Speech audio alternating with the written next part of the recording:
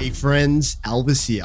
Today I'm going to give you guys an updated version on how to target farm specific unique items, but also double your unique drop chance and sometimes even triple it. So there are 4 components to this video, with the last one being the most important. Ideally, you should be doing 2 of these at the same time. So I'm going to start off with monster families. I know a lot of you are already familiar with the concept, but I'll briefly go over it. So different monsters in the game have a higher chance of dropping certain items. For example, if you are a druid and you're trying to find the Tempest Roar, you should be targeting cultists and cannibals because they have a higher chance of dropping Helms. Let's say you were going to chase the Crone Staff. Well, then you would be farming Goatmen. Now, I know a lot of you guys in the previous season would rerun the same dungeon, even though it was not a Nightmare Dungeon. So like the Cultist Refuge without opening up a sigil. You do not want to do that this season. The reason is that massively increase the chance of a unique item dropping from the rewards at the end of your dungeon. So previously it was 1 legendary and I think 2 rare items. Now there's a very high chance it can drop 2 legendaries,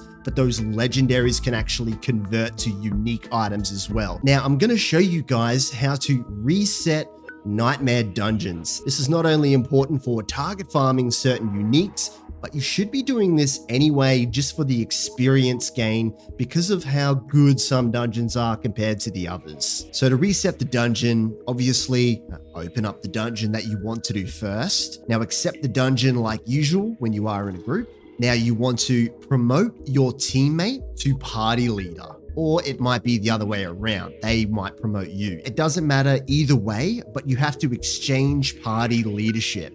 So in my case, I'm promoting my friend Wolf to party leader. Now he has to decline the party leader invitation or this will not work. Now, once this is done, we're going to teleport to the dungeon. You can also do this at the start of the dungeon too, by the way. Now we're going to finish the dungeon. You can get your glyph awards, everything. Leave back into town. Now, whoever was the party leader has to leave the group. Now, once they've left that group, whoever was party leader, they have to invite you to a brand new group. So you're jumping into their world now. Now the dungeon has been reset. So we're going to teleport to the entrance using the open world map and rinse and repeat. But there are 2 more factors that you need to add into this as well. The chances are between 1 to 100, you are going to find at least 1 of every single unique in the game for your class. I know that's not the case for everyone, it's RNG. Some people cannot get, say, a Tempest Roar and be level 100 and still trying to find this item. This is for you guys.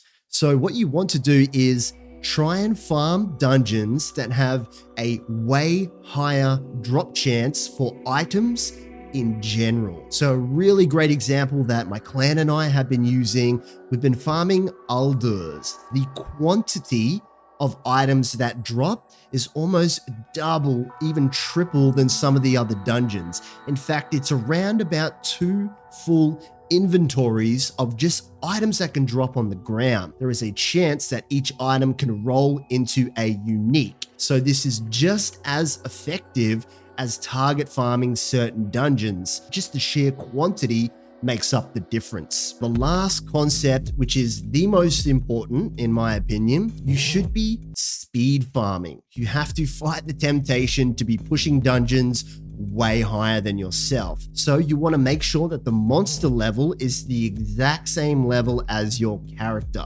Because you're farming enemies that are the same level as you, they're going to be super easy. So you don't have to worry about things like damage reduction, too heavily investing in defensive stats. You just want to go completely glass cannon. One of the stats that I've been playing around with that I think is absolutely fantastic, that was not good in the previous season, but is now really important for speed farming, and that is the bonus effects after killing an elite. So it might be X amount of movement speed for 4 seconds after killing an elite, or X amount of damage after killing an elite. They can only roll on 3 specific item slots. Here's what they are. So the amulet can roll movement speed after killing an elite and damage. Now your boots can only roll movement speed. after killing an elite, and then your pants can run the extra damage after killing an elite. Only those 3 spots. Make sure that you keep in mind that the movement speed in the game is capped at 100%, I believe. So technically you could get 230% movement speed with all of your gear. It's going to hard cap at 100, so you want to be kind of keeping that in mind. This is even more effective now because of the monster density bonus. So just to recap, find a dungeon with the specific item type that you're trying to look for. Do dungeon resets with your friend. If you do not have a friend to play with, then go for a higher drop quantity dungeon, which has a higher chance because of the sheer number of items. And lastly, make sure you're speed farming monsters at the same level as you. This is not just for uniques, this is for your experience gain as well.